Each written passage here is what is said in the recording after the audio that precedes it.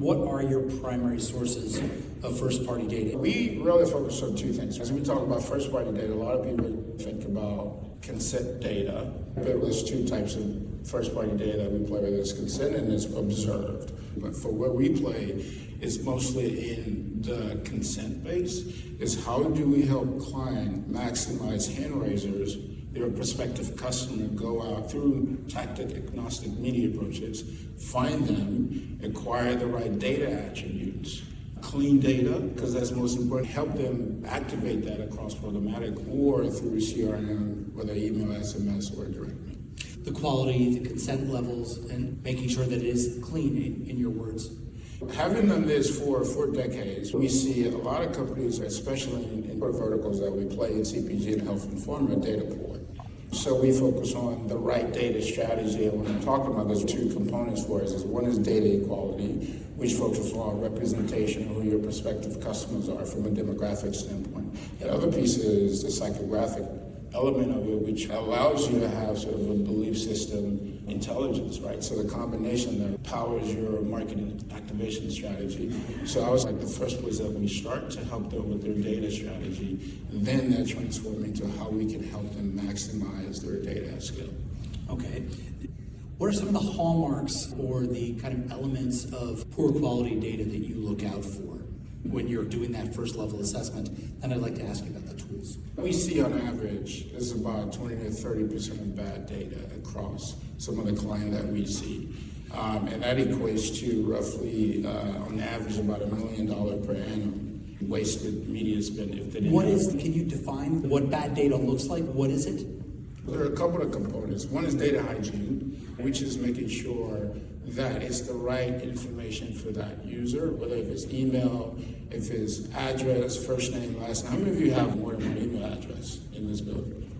Exactly, almost everyone, right? So is it the right data that you can talk to that person, right? So making sure that we're updating that information. So that's one major component. I mean, you look at the room, roughly 70 to 80% of people have more than one email address. And that data is being used to match to the online identity, and they're likely using only one. So that's wasted impressions. So that's one element that we're looking at from a data hygiene standpoint. Two, so bad record. And then the other piece, are there attributes that are missing? I talk about graphics, that they need to append to that data to allow them to be able to have intelligence about this prospective customer.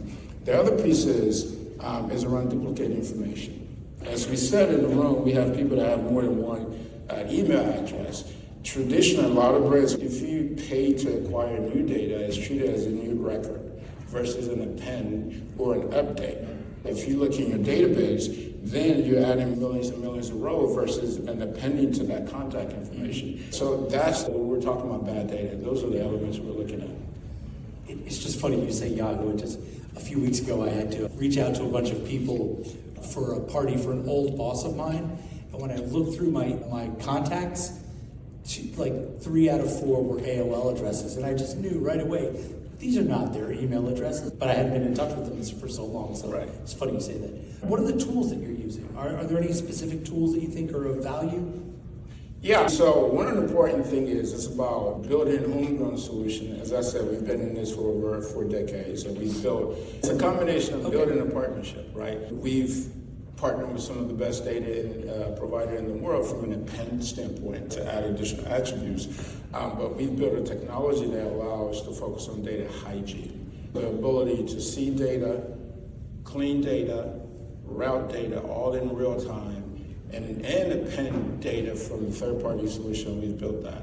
And that's when I'm talking about 20 to 30% of bad data, that allows us to see all that data attributes in real time to be able to say, nope, this is not a new record. This is a record that haven't been open in 2 decades, that you shouldn't pay for that, or it's not a usable information. What people say and what they do are 2 different things, and what people do. So observed data is actually one of the most impactful data you can have, right? You only need the physical ID so you can put that 2 and 2 together to personalize their relationship. But from an observed standpoint, you don't actually know who they are. You're just looking at signals to then get in front of them. So what the value comes in when you have consent data, now you can say, oh, I know this is John Brown, and he looks like this, and this is his context, and you can personalize your creative. Okay, now, so I'd love to shift a little bit into talking about the kind of the importance of making sure that when you're talking about diverse data, as in non-white audiences, we addressed this a little bit when we spoke at the Media Buying Summit, making sure data is clean and of consented value when it comes to diverse audiences. Maybe there's no difference whatsoever, but I was just wondering if you have to approach it differently. So going back to understanding the quality of data, really there's two elements to data from our lens. One is data equality, which really focus on a representation of the people who are consuming media or your prospective product, right? Do you have the right representation and data attributes on those individuals? And then the other pieces around the psychographics element of it, which we call their belief system, which is all their culture, right? Understanding culture and their context. Once you understand that, it allows you to create an effective marketing strategy that speaks to people based on cultural context.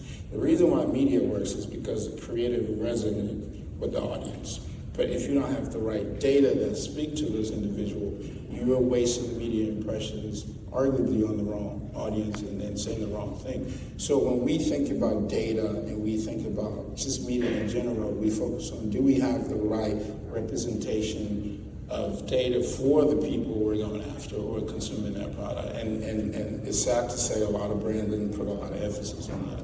Right, and this is why I thought you'd be the perfect expert for this, because we addressed it. There's a real shortfall when it comes to that. So back to that question, does the outcome of the presidential election affect the way you approach media and your job? Listen, so as an African immigrant in this country, I see the world differently. I think everyone has a story. If you look at the population in the U.S., about 14% are immigrants from across the entire world. So if you don't think about diversity and really connecting people with diverse background, I think is a flaw. It's proving in the marketing literature having diverse perspective and diverse creative works better than general population. In terms of how I treat my job is bringing the forefront, saying, do we have the right information? Do we have the right data that speaks to the people that we're going to go after?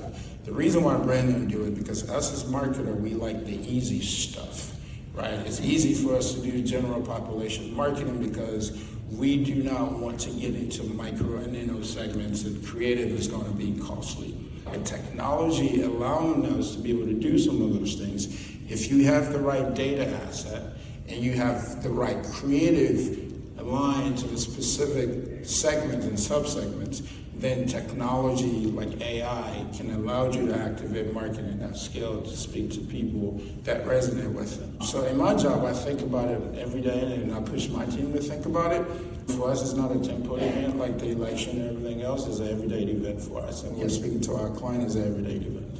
But again, going back to the dearth of kind of quality data when it comes to sometimes when it comes to diverse audiences, is there a risk of getting AI involved when you already have the risk of hallucinations and stuff like that?